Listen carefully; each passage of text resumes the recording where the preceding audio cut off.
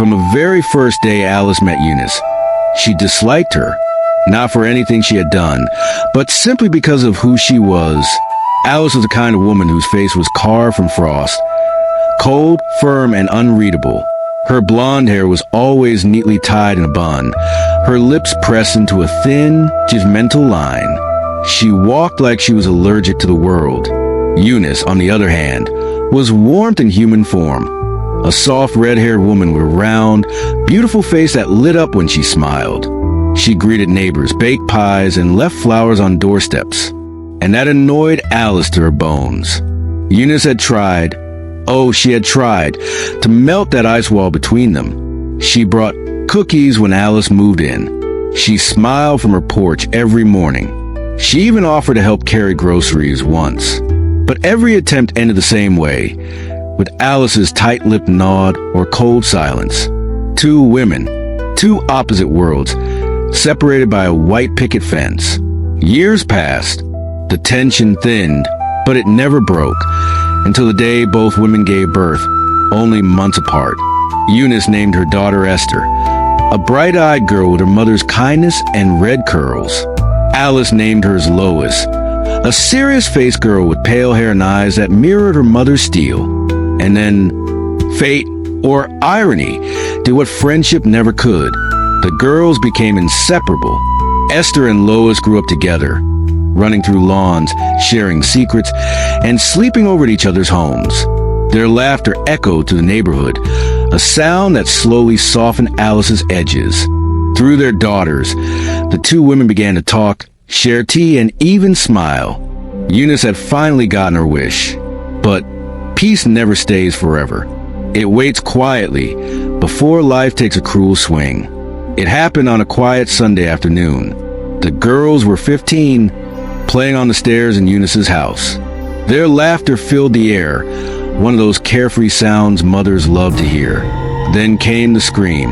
By the time Eunice rushed out of the kitchen, Lois was sprawled at the bottom of the stairs, motionless, her neck twisted, her leg bent unnaturally. Esther stood frozen, trembling, her face drained of color. Eunice screamed for help. Alice came running, and when she saw her daughter's lifeless body on the tiles, something dark broke loose inside her. Lois was rushed to the hospital, clinging to life. Machines hummed and beeped as doctors tried to pull her back. For 21 days, she lay unconscious, a pale figure in white robes. Then on the 21st day, her heartbeat faded into a flat line. She was gone, and with her, the last piece of Alice's humanity. Alice refused to believe it was an accident. In her heart, she was certain Esther pushed her daughter. She had seen the look on the girl's face that day. Shock, yes, but also guilt. At least, that's what Alice told herself in the dark. Eunice cried, begged her to believe otherwise. But grief had become madness, and madness needs an enemy. Alice found hers. She swore by Lois's grave that she would make Esther suffer 9 times for the 9 months she carried her daughter. She called her vengeance plan 9 plans. Each one crafted to destroy Esther, slowly, painfully, without mercy. But what Alice didn't know was that Esther was not an ordinary girl. Whether it was fate, miracle, or divine protection, death would meet her 9 times, and each time she would walk away. It started with a whisper of smoke. Eunice and Esther had gone to bed early. The night was calm, except for the faint hum of the fridge downstairs. At exactly 2:17 a.m., a spark from a tampered wire in the attic burst into flames. The smoke crawled through the vents, filling Esther's room. Within minutes, fire danced across the ceiling. Eunice coughed awake, gasping. Flames crackled like laughter. She screamed for her daughter. Esther's door was jammed from the outside. Eunice clawed at it, choking on smoke. Just when her lungs began to fail, the windows shattered. A firefighter's axe cutting through the dark. Esther was pulled out, unconscious but alive. The fire inspector later found something strange. The attic wire had been cut and reconnected deliberately. Alice watched from across the street that morning, her eyes cold as the ashes. The first plan had failed. 3 months later, The town hosted a school picnic by Lake Devon. Esther, still recovering from nightmares of fire, joined reluctantly. Alice was there too, sitting under a shade tree, a volunteer, smiling faintly, blending in. When the students boarded the rented boats, Alice made sure Esther's life jacket was replaced with one she had tampered. The safety clasp removed. Out on the lake, the water sparkled. Laughter echoed, then a scream cut through it. Esther's boat tilted. Someone had shifted their weight too fast. She fell overboard. The cold water swallowed her. Panic. Teachers shouted. Esther kicked, gasping, the broken jacket slipping off. Just before she went under, her hand brushed against a floating log, actually a discarded fishing crate, and she clung to it until rescuers pulled her out. Hours later, Alice sat in her car, watching the lake's reflection fade in her rearview mirror. Her second plan had failed. By winter, Alice had turned her grief into a machine. She hired a man, a delivery driver who owed her favors. She told him to drive carelessly at a specific street corner, the one Esther crossed every morning to school. At dawn, the air was still. Esther walked, her backpack bouncing against her shoulders, earphones in. The truck rolled from the corner, picking up speed. Just as it neared, a stray dog darted across the street, barking madly. The truck swerved to avoid it, slamming into a lamppost. Esther froze, inches from the front bumper. The driver survived but fled town the next day. Alice never paid him. Esther cried that night, realizing she could have died. Eunice prayed louder than she ever had before. Months passed. Alice's face grew thinner, her eyes darker. On Esther's 16th birthday, a small gift arrived at her doorstep. A chocolate box with a pink ribbon, labeled from an old admirer. Eunice found odd but smiled. Her daughter was growing up. That evening, Esther shared the chocolates with her friends after school. An hour later, one of them, Naomi, began vomiting violently. She survived, but barely. The doctors found traces of rat poison in the sweets. When police traced the sender, the trail led to an anonymous online order. Paid in cash, no fingerprints. Alice burned the receipt that night and watched the ashes swirl into the air like ghosts. Esther stared at the empty chocolate box in her room for weeks. Someone wanted her dead.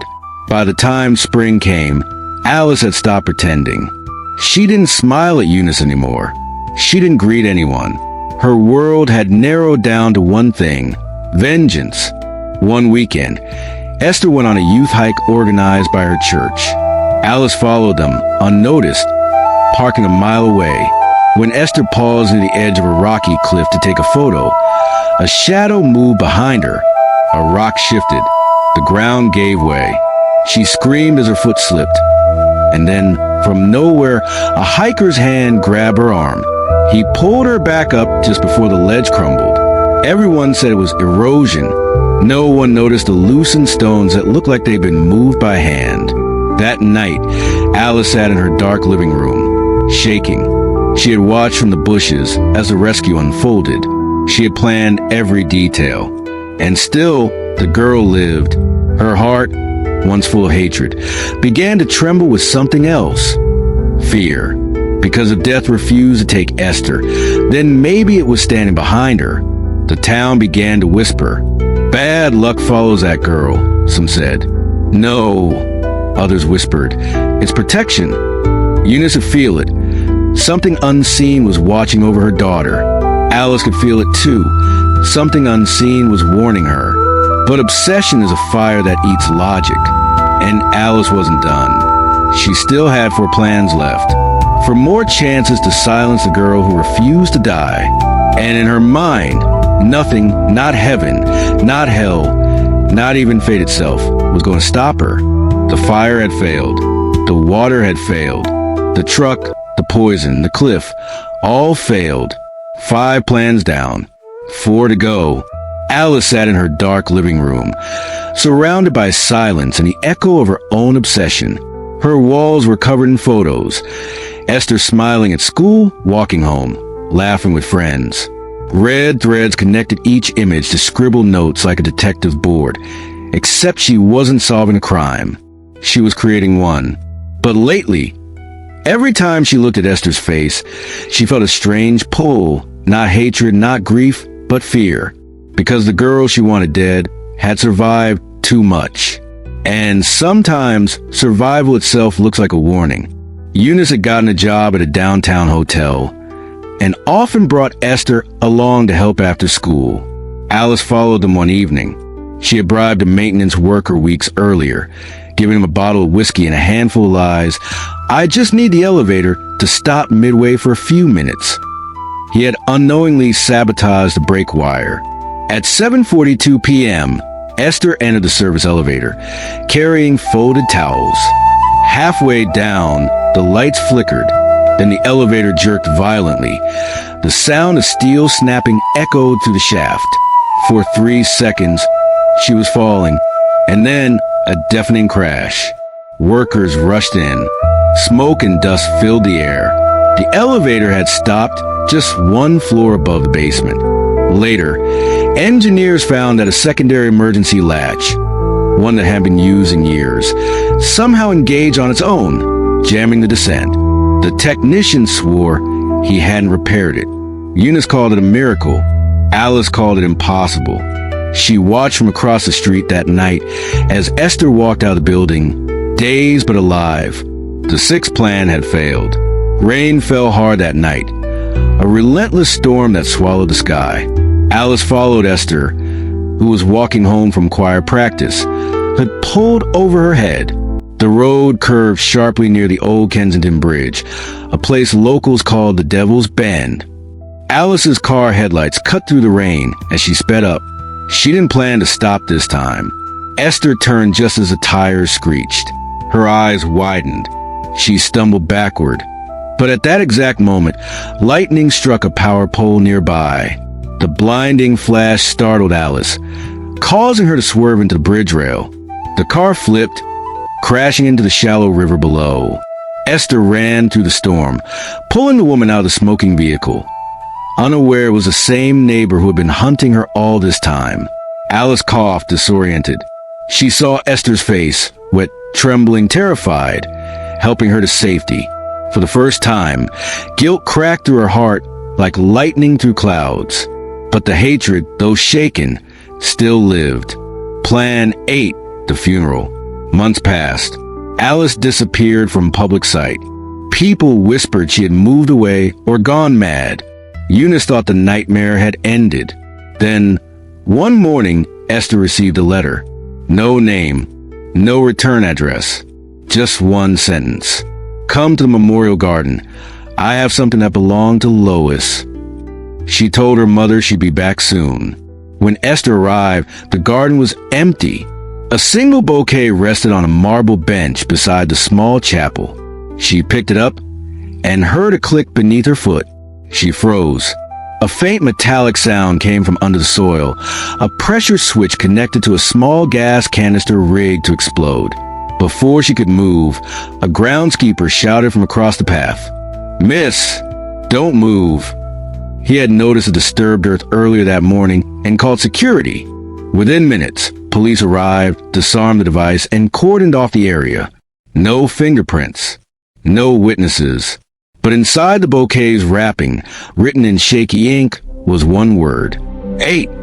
Alice watched the news from her basement that night, her breath trembling. Her 8th plan had failed, again, and now she was no longer just broken. She was being haunted. The final plan came a year later. Esther had turned 17 and was preparing to leave town for college. Alice, living in solitude and paranoia, learned of a new funhouse opening on the edge of the city, filled with twisting mirrors and false rooms. She saw it as the perfect place for one last attempt. She lured Esther there with a fake scholarship interview, using a burner phone and a kind-sounding voice.